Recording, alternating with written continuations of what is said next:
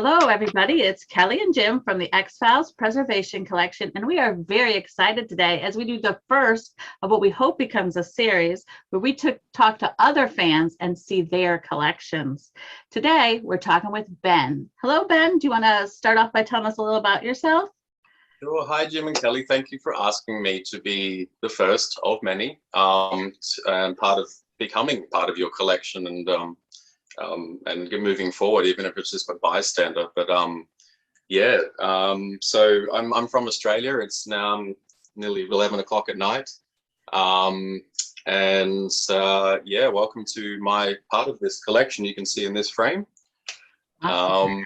Looks amazing. Yeah, thank you. Yeah, it's always a work in progress, as you know, and I'm just as full-time as yourself with work and trying to have this sort of very time-consuming hobby. Yes. Yeah. All right. When did you discover the X-Files? I was thinking about this because I had a date in my head, but I did some more research and brought myself back. So I would have been 12 years old, and I believe I was up at my grandmother's house on our holidays here in June. I've got the dates here. I used to write all sorts of things. I found exercise books I used to doodle in high school, and that's great. So these were some notes. So my first episode was Darkness Falls. Good episode. Great. So I came in late, and Australia got our X-Files in April. So it was after you, but before the UK as well. So it was June 23, 94. That was my accidental discovery of the X-Files. I had no idea before that. I was a little bit sheltered, I guess. I'm just trying to recall how I felt. It was just interesting, that episode, and it always stuck with me and my go-to when I talk about the X-Files and where it started. I like how you kept like little notes and everything. That's not even everything. Just going through tonight, ready for now, is just like, I found some extra things here that I used to take me away from my school studies. And yeah, I like that. You're in school writing about the X-Files. Yeah, that's absolutely good. Yep. That's good. Yeah. What made you start collecting? I have trouble remembering, but I think it was with help of my mum. So she would have obviously bought my first few collectibles. They were mainstream, just like anyone who's starting out collecting. I don't recall. I know within that year I had a couple of books and my first comic book, which I do have with me now to just even show you. It's probably some of the most mintest things you'll find from 20 odd years ago now. So there were books, and the trading cards came in. Yep. So that started as well. So it was a very small collection at the time. And being in Australia, it was far away from all the good stuff that was happening for you guys over there. And even what was happening in the UK was massive at the time. And then going into high school, it really started peaking. So everybody was involved, that people loved the show. That was amazing time.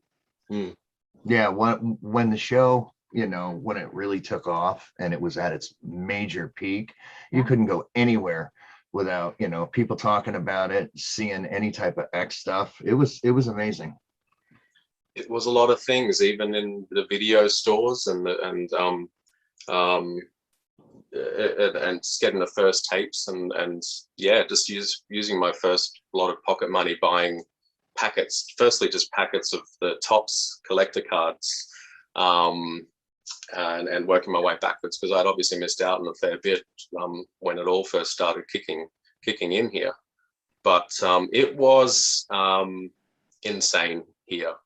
I know it seemed like that everywhere else around the world, but it just infected the schools. Like it was the cool thing. It was just the thing to do. Yeah. You were in if you had an interest in that. It's such a social time. So yeah, you're influenced by what your peers are doing and stuff. So that's an amazing time to get involved. Had to be. If you're going to be, that's right. If you're going to be influenced by something, that was the time. It was a turning point, turning 12, 13, 14. It was Imaginations are running wild, and Yep. and that was where things went from there for me. It took over a big chunk of my teens. Yeah. And it's hard to believe, way back then, the internet was just, it was just starting. That's right. That's right. I mean, it was pretty much in its infancy in Australia, as probably like anywhere. But I even, if you can see, like even I took note of all the websites. Oh, Nice. my. No, I didn't engage in much of these. I mean, I don't know, but I was a bit naive at the time. But this is just like everything, like addresses, That's amazing. Yeah, just, that's really cool. and it's just like 3 pages worth of websites that were ancient now, looking at them. And that was just me connecting and making sure I had access to everything you could. And I guess being down here was so isolated at the time, it felt isolated. So everything mattered, every bit of information through, just secrets that we wouldn't know about, like things that were just going around the internet. And in the lead up to the movie, that was like, whoa, internet was getting better, as more access to things as things went on. But it was a good time, very good time. Yeah. What was the feeling like when you got, a piece of X-File, merchandise or collectible? It filled gaps. It felt amazing to hold these pieces. It really did. I get that now with the access I have now. Having a job helps, so that's like being a functioning adult or a child or whatever it is now. But still having the ability to be able to catch up on a lot of things that I didn't even know back then, and financially wouldn't have had access to, as you would know as well. And the appreciation of that time has come back when things started picking up again in the mid 2000s, when things started creeping back in and the talk of having a new series. So as a kid, it was amazing. Yeah. Yeah, it was a good time back then. Yeah, it was, absolutely. I mean, it's not even any words. I struggle to even, I don't know if there are words. I just struggle with that sort of feeling, because it's very personal to every single person. And whatever I have now is come from other people's experiences and what they got from the show as well. So I'm just carrying that on like a caretaker, and what other people were going through at the time as well, and carrying that on further for those who can't continue anymore. Yeah. What does your family think of it right now? My wife, she's taken a little while to be sort of supportive and understanding. Her background is, things just have to kind of make sense and be logical, and just sort of like doesn't understand the collecting side of things unless it had a historical value. So I said, well, this does have an historical value in the West, and this is one of my things, and this comes with me. So it's part of me. So Exactly. yeah, she's okay. She's happy for me to come and do my thing, and that's all we need to say. All right. Give us a little tour of some of that cool stuff you got in the back. Okay. So I'll just see how it goes. It looks like things are, I've got sort of a selfie stick thing I'm going to Awesome. wander around, and if there's anything you see. So, no word clicks.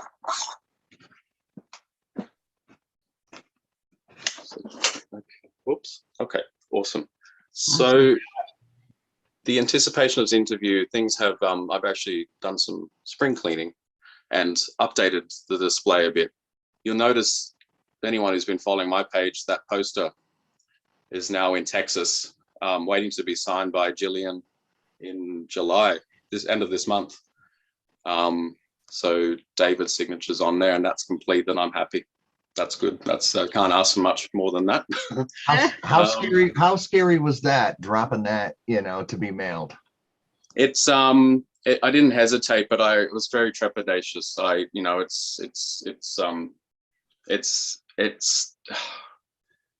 It's a personal value.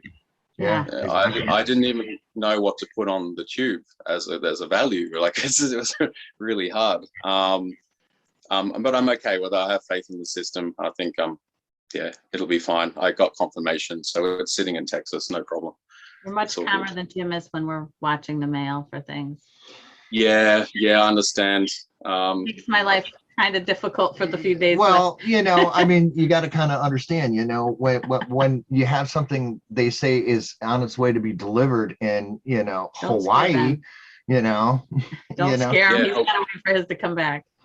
yeah, Hawaii coming from there as well as the where things seem to hang about for a while. I don't understand, but yeah, that's where things pass over for us as well, for me as well. So or Kentucky. Lots of things leave from Kentucky. And then to Hawaii. And then it just disappears in our system for a while here. So I don't know what goes on. yeah. As long as it gets there. That's all that matters. Most things have 99%. Yeah, so this is, I'll just do a walk around. So I've essentially made a room in a room, boxed in. So everything you see is everything that's new from the last 7 years. I thought I had a big collection until I had an awakening and just started continuing. So it's all down there. I've got posters rolling out, like flattening them out, then new arrivals. Yep. Nice. Awesome. Costumes behind me. I just put them up because that was something I had to do. All those chromium art prints that came out in the 90s. So these original 4, this one I didn't know existed, but this one and the Erlenmeyer flask. I saw 2 of these in the shop and I begged my mum if she could just buy them for me because there were only 2 of those. Yeah. And she gave in, so she bought them for me. And then Christmas time, I got the other 2, so that finished my set. And then I found out these were floating around, and I'd never seen them. So Go just a little closer to the. Yep. So yeah, this one. Yeah. So that's from the original. To be honest, the original series. I don't think I've seen that either. Wow. And I have 2 of them now, but this was the first one. It's why it's up. But I'd never seen it around, not even on the internet, as in any membership, you know, membership list for things you could buy. So that was a nice little surprise. Yeah. Something new. We've never seen that before. Yeah, I've never seen that one. Yeah, but it's official. It's all part of the numbered thing, and yep. Yeah, that's a nice little discovery. So, yeah. What else? Who recognized that? That does look a little familiar. Yeah. So that's in there. That's nice. It was always nice to get. I hope you come out with more things like this. Eventually. Which would be lovely. Yeah. This is a new shelf for things. I had 3 mugs before I started collecting. So, okay. Well, the background story is that I once school started, I had not seen beyond the first quarter of season 7.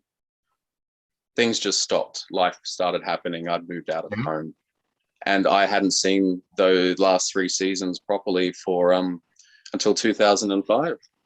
Huh? So everything just kind of stopped. Other things interested me, and other things like travel and other interests, really. So I didn't start collecting. I stopped everything. So probably collecting in 99, 2000. But I kept everything. So once I settled down and bought my first property, then the comic books started coming out again.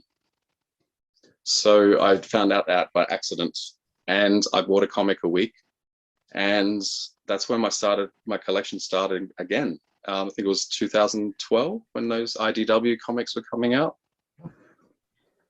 So mostly everything I've just shown you is all new in the last few years. So what I thought was a lot of 8 boxes, there's just no more space. There's so much more. Yeah, I was just going to say, you are definitely running out of room. Yeah. So everything you see is essentially new for me. Everything on display has just gone onto display and not into the boxes. So all these mugs, I had 3 mugs. Now I have all of those. You know, foreign language DVDs and Blu-rays. They're a bit of an addiction for me. Yep. As you can see, that whole cabinet is just full of. Is that there? Where we are? Yeah, there we go. It's just full of VHS tapes from the US, which I wanted in the 90s, but shipping and just wasn't able to get a hold of those. Now I have all of those. I have multiple versions, sealed, unsealed. A bit of a purist. I haven't even read anything that was being released, just to keep it mint. So yeah, it's interesting. I don't even know what's going on in half of these books half of the time. Right. Yeah, so it's just escalated a lot, this collection, as you can see, in the last 6 and 7 years. And once I started joining a few posts and I met yourself, and things just kept going. It was good. It's an addiction, isn't it? It is. And there's things you just got to have, and I've just had to get, eBay's my crutch, unfortunately, or fortunately, it depends how you look at it, but it's the only thing I have. And there's been some silly bidding on there on my part as well. But it's the only way. It's the only way for me at this stage. But yeah, that's pretty much what you see. I'll give you another tour because it's not even all of it. Oh. So there's boxes there and here and that one, and then everything you see there. Looks familiar to me. Yeah. All of this. This started off as like 8 of these when I stopped collecting, and then even this box. I had 10 T-shirts. Now I have nearly 100 shirts and jackets. It's amazing. I love it. Maybe one double. I don't know. Do you ever open anything up and say, oh, wow, I totally forgot I had that? I did that tonight. When I got the X-Fest bag, this one. It's been hanging up there for 3 years now, and I had forgotten it had the beer coaster thing in there, and just those cards. They're familiar to you. Yeah. And then that as well. So that was a nice little surprise. And then I found laser discs that I forgot I'd even bought. They were still in the packaging when I bought them, and they arrived straight into the storage box. So yes, it's refreshing because there's so much in those boxes that going back every few months, it's just keeps that feeling of like, oh, it's come back and like coming into the post again. So it's very cool. And then there's a cabinet. All my timepieces are in there. I never had one of those until now. So, I've always been a fan. I think the watches are really, really cool. They're really smart, aren't they? Like they're just smart things. So there was an inundation of watches on eBay for a moment there. So I tried to grab up what was there at the time. Yep. And this monster, the reflection's terrible, but this thing. Now you probably know Donna. She's one of the other biggest collections. She's been hanging on to this. Yeah. That's from the movie theater. That's right. It's 6 feet by 4. Right. And what it is there's it's like shaped as an X. If I remember, and it's got lights and everything. Yep. Yeah, that is so. I've been looking for that for quite a while. So we discarded the lights and the cardboard. So that was totally unnecessary for me, I feel. It definitely takes up space when it's all together. That's right. And even this, I've just got to either just leave it like that. I think it's a nice, just like that. But it's triple layered acrylic sheets. It's expensive and it's time consuming, and I did it, and I'm happy because this is what I wanted to finish that before tonight. Well, it looks great. You did a great job. I'm really happy. It's can't complain. but it was everything's an effort and it's worth it. The posters in there, like all unrolled, all that stuff was sitting in rolled tubes for too long. And as you know, preservation is expensive, and Yeah.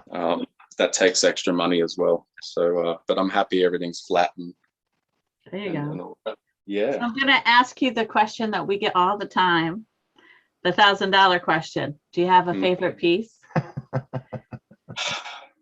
That's a hard Yes. question, isn't it? Honestly, I appreciate the props that have come into my possession. But I think the only piece I have of the early part of the series, and I believe this is, if Chris had known you were doing what you're doing earlier, I might have missed out on this one. But this is the art gallery auction from Monica Reyes in Canada. Yep. And this is a piece from Lazarus, the episode Lazarus. It's screen matched. Haven't gotten around to printing those out yet to put with my display. But that's the field journal in the end of the episode when the camera pans over this journal. And even to the curled up corner, it's exactly the same one. And that's pretty special. I still have to blink and, go, wow, I still have that sort of original piece from the original series. So what's it? I mean, when you watch the episode and then you see that piece and knowing that you have it, the feeling is amazing, isn't it? I just still don't really. Yeah, I'm just trying to take myself back to when I would have seen it, and all that time. There's a couple of decades and a half of just it floating around and just disappearing. Like you just don't think about ever owning those sorts of things, and then there it is. There's no other one like that. Yeah. So it's, again, it catches you out every single. When I do watch a rewatch, it's just unbelievable to know that you've got one of a kind in there, and even stuff from Mulder's office. I grew up. Mulder was my hero, and he still is. He is who he is. But yeah, that's pretty cool stuff from his office, and just even they came from the auction as well, and the later seasons as well. They're pretty special. All of these, everything. Watches from the Garbage Can Man, I believe. Yep, the episode Home Again. Paintbrushes and all sorts of things here, and a cigarette packet from Cancer Man, and still, it tops everything. But everything has a special place. Everything. Yeah, it does. Definitely. I like how you have it all displayed. It's nice. It's it's displayed good. It's very clean. I mean, we can see you took a lot of pride into it. It's nice when things have been in boxes, and as a early 20s or late teens moving out, everything's just in boxes all the time, and none of it was on display. My clothes cabinet when I was living at home at that age, at 12, 13, there were no clothes in it. That was my display cabinet, 2 doors, and nothing in that on those shelves but my X-Files collection. So that's how obsessed I was. That was the display unit, and now it's no longer in boxes as much as possible, which is half of it's in there and half of it's out. But I don't know what else I can do. But once I bought the house, it just allowed me to really expand and catch up on a lot of things that were missed out at the time. Right. In that sense of having things on display. But yeah, it's pretty cool. Yeah, it looks amazing. I'm impressed. Yeah, I mean, I've got. I'll show you that. This is probably we were talking about. This is the original first piece of stuff I have. This is the big deal. Nice. It's practically unread. Still in pristine mint condition from the bookshop, and just sort of things like that. And this was the first comic book I bought at I think it was at Target, our version of Target. Yeah, that was the first one. That's the original piece within that year and a half would have been one of those. And then that was a diary. You probably. Yep. Nice. Yep. And those first three pieces were probably the first part of my collection that I had. It all began. So Do you ever walk in and look and say, wow, this has just exploded? I still do. I often just come in here and just stand and watch. So if I have a plan to do something, I'll often just have a wander and just leave, because I don't actually end up doing anything that I should have done. Yep. I find myself just staring at it all. And it's always new and fresh. What does your friends think when your friends come over? A lot of people don't know. I mean, I have a very small friend circle, but not a lot of people have seen my collection. Anywhere I start working, I tell them about myself, and the people I work with in hospitality, they're getting younger and I'm getting older, so they don't. Yeah. There's a kind of a distance between that phenomenon of a show to what it is now, and I'm finding myself having to explain what it is now. So it's not something everyone knows about. But unfortunately, it's not a lot of people who know about what I do except online. That's my outlet. Yeah. That's my only purpose for Facebook now, really, is just engaging with you guys and seeing what's going on, and then anyone else who's interested in my own collection.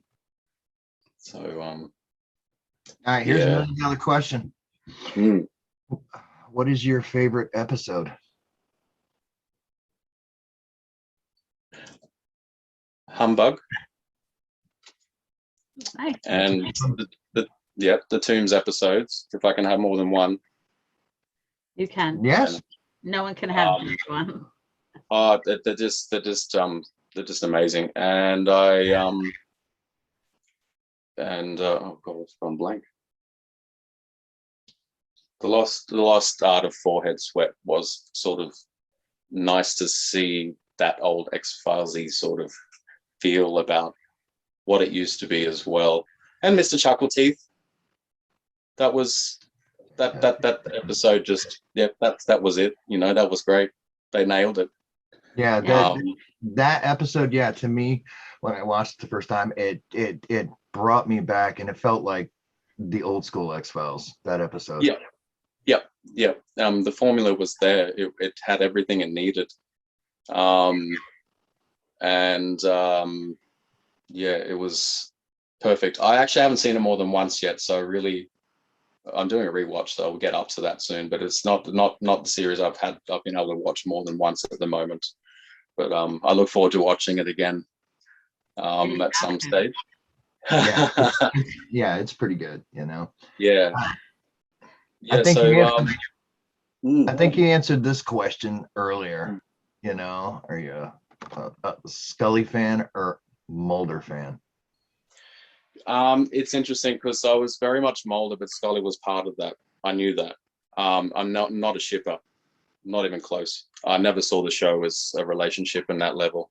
I'm on Chris's side and your side. I just saw it as a unique relationship that didn't need to rely on anything romantic, because I do feel like every show that's in history, once they start, it just goes downhill. I feel that they got the right balance.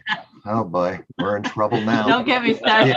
The X-Files shippers are going to be after us. That's fine. X-Files for everyone. So if that's how they want to see the show, I'm good with that. But that's right. But that's what it did to people. People took it as a different way. There were definitely Mulders and there were definitely Scullys. And I think at that age, I was probably looking for the Mulder. I even said to David, I got to meet him when he came to Brisbane promoting his second album, awesome. Which was amazing because that was just a lifetime dream to meet Mulder. Yeah. How was it meeting Mulder down? I mean, how was it meeting David down there? Because up here, it's like there's so many fans and stuff that it's like you just kind of rush through. I'm wondering, because you're in Australia, if you got a little more time. When we got VIP tickets, I thought it was just a handful, but I think everybody in the concert was a VIP. So there were, there could have been 200 of us, and that was disappointing. Yeah. But I mean, not in that. Like I just thought VIP was, I think it's just breaking in the cash, to be honest, for that sort of thing. But when you've got one chance, it's going to happen. So I did it, and you take it.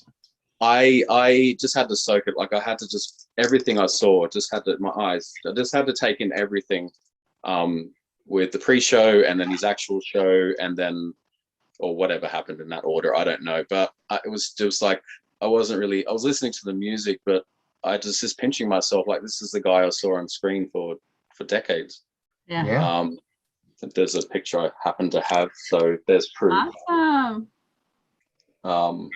Great. And he was lovely. Like I mean, I got to I shook his hands twice. I mean, it was just I just told him how much he meant, as I'm sure everybody has at the time, but it meant something to me. And it was quite rushed. It was a very hot day. Australia's quite hot in March at that time, and it was all overwhelming and exhausting. But you know, I'm someone who'll wait in line for 3 or 4 hours to see someone like that. And it's interesting actually, because part of the story of in '96, Gillian came to Brisbane as well in 27th of June, 1996, to promote the Tombs video, that our version of the Tombs video, and the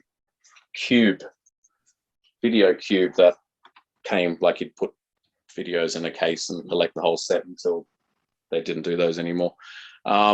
And the 300 tickets allocated to see her were already gone in the morning. We arrived like late. So I guess if you're older, you had more ability to do those things. I would have been standing outside the shopping center for hours knowing that. But unfortunately, I didn't see more of her for 2 seconds, and I'm this short.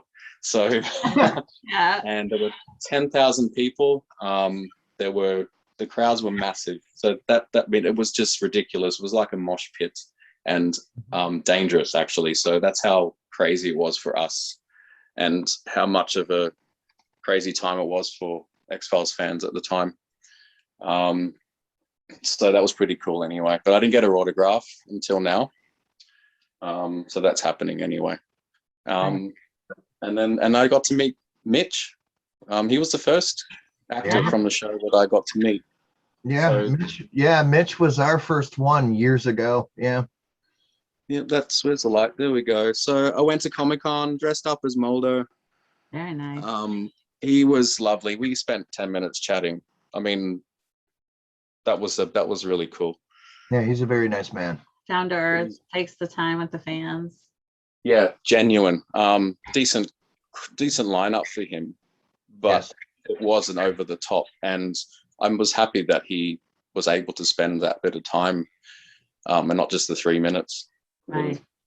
So he signed the film cell, and he went, "Oh, I know that scene," and he said, "Oh, we had troubles with makeup at the time." And can you see the? Yeah. There it is. Yeah, it's there. Yeah, it's there. And he said, "Oh, I remember that scene. We had trouble with the makeup and the lighting, and that's why you could see it was all patchy, like he'd had a bad tan." So he was sharing. He remembered that day, so that was good. Yeah, he's a fantastic guy. Yeah, definitely down to earth. Hopefully comes back one day. It'd be nice to see them again, but yeah, we're a long way from everyone. Yeah. So that's it as far as anyone.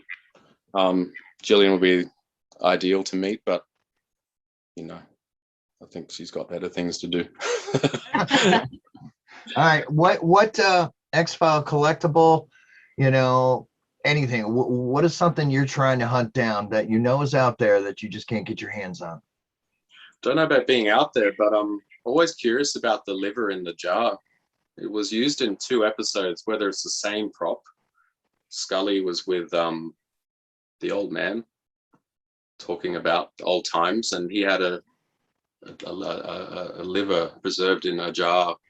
Remember that?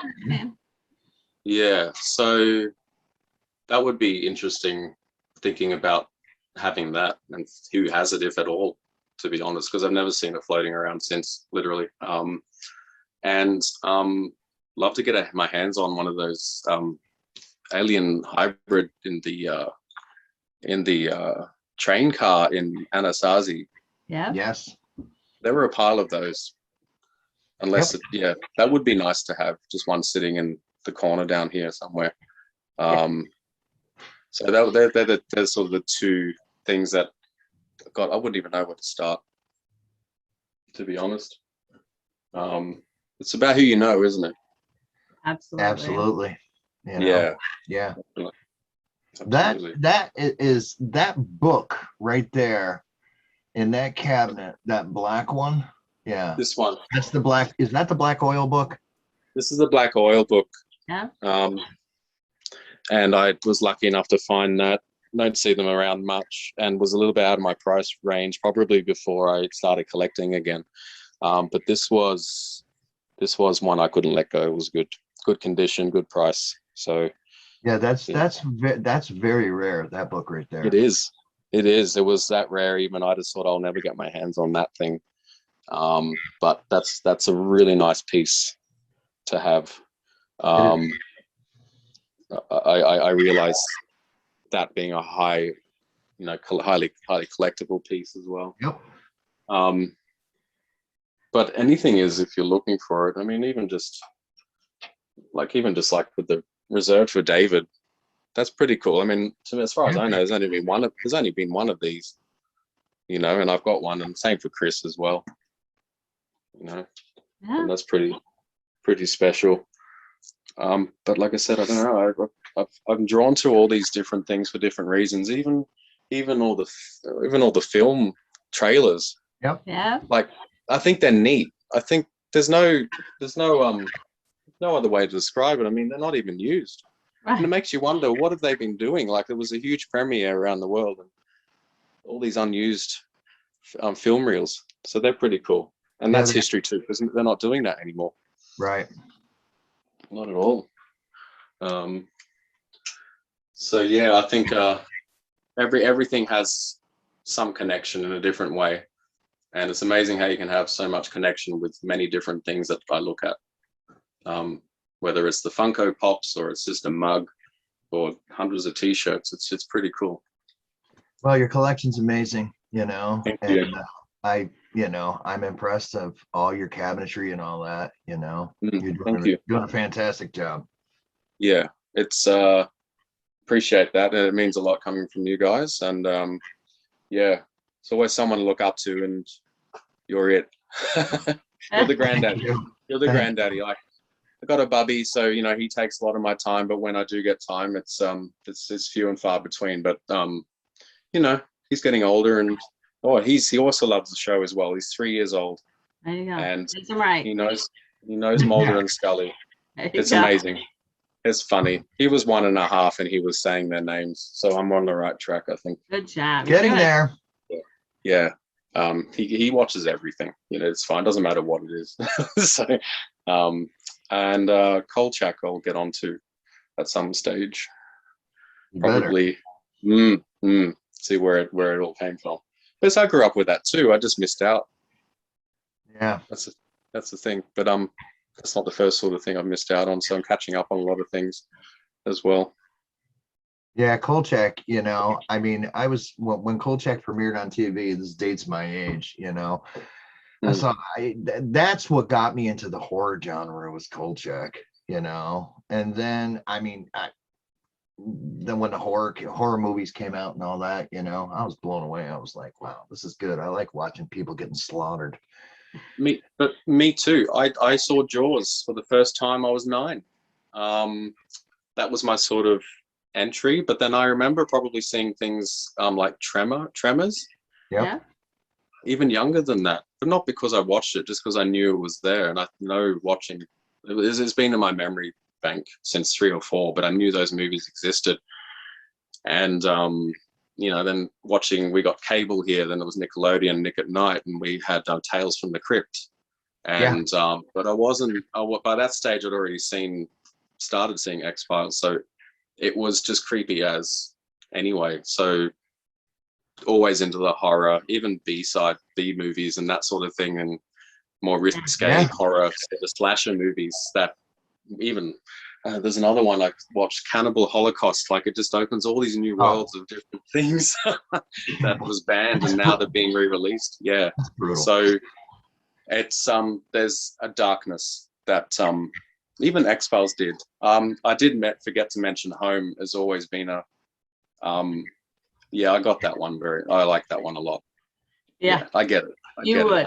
Yeah, you would.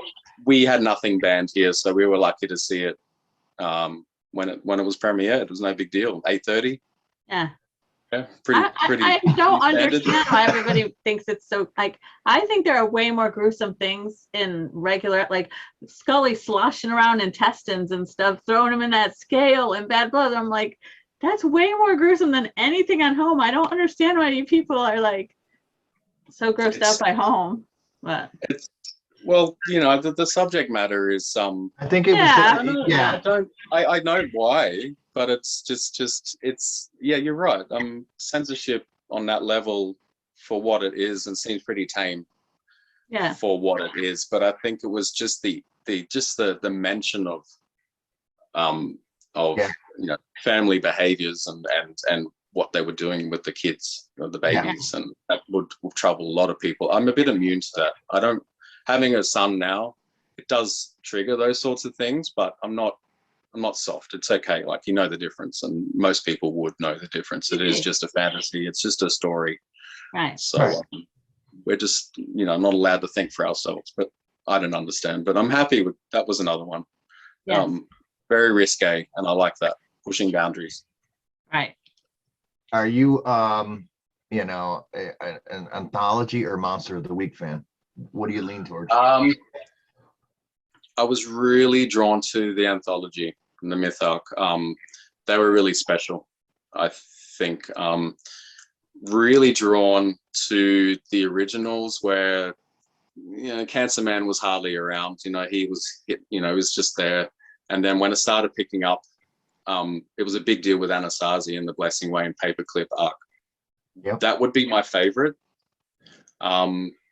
Not because of anything in particular. I know we're in band camp, which is pretty geeky, but there was 80 of us, and we were all sitting on that premiere of the final season of season 2, and we all got to watch the television and watch that end. And for me, it was like, oh no, what Mulder is, is he dead? And that feeling of, if you're an adult, that they're not dead, but you just what the X-Files was able to do to you, and the cliffhangers and how well written they were. And the crowds, like even just a group of us at music camp, we all wanted to watch the final episode of season 2, and we did. And luckily with the VHS tape releases, we got to see it earlier. So that was good fun at the time. So I don't know what it was like in the US with episode premieres for the next season, but our VHS tapes were released 6 months before we would get it for this season premiere before Australia would get it. So if you bought the tapes, you got to see the first 2 episodes of the next season.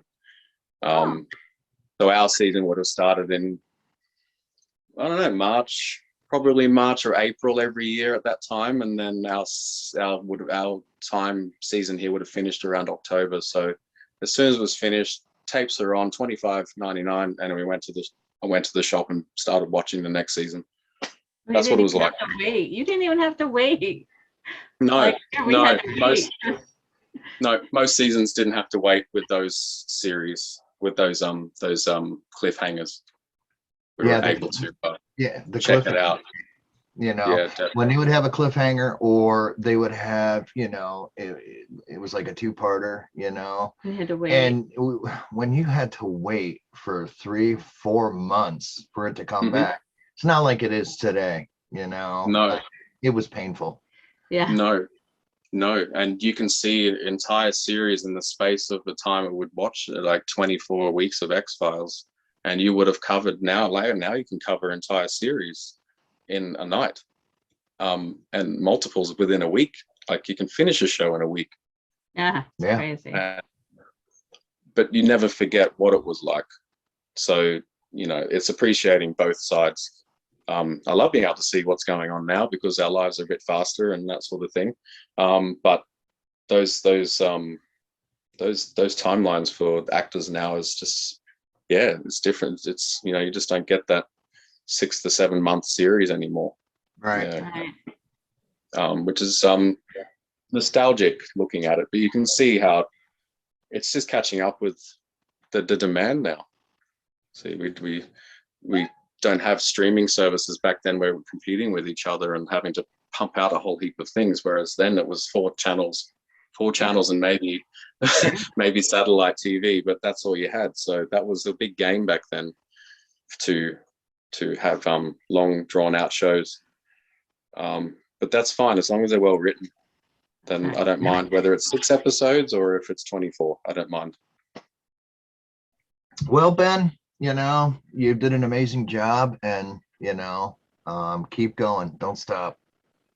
No, I don't see myself slowing down unless there's a reason to, and you know, that also applies to yourselves. As long as you've got each other and we're all still keeping what's, you know, the spirit of the X-Files alive.